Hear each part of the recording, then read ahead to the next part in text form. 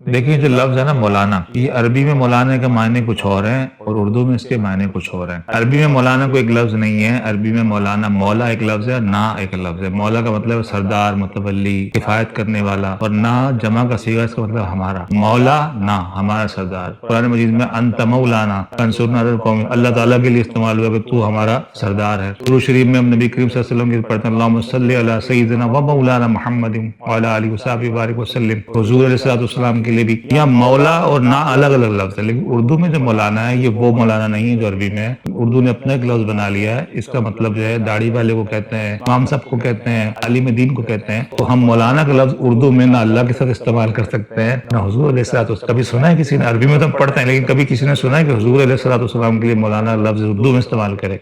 नहीं किया सकता। उर्दू में मौलाना के माने कुछ और हैं और अरबी में मौलाना के माने कुछ और हैं। अरबी में ये दो लफ्जों का मुरक्कब है, उर्दू में एक लफ्ज है।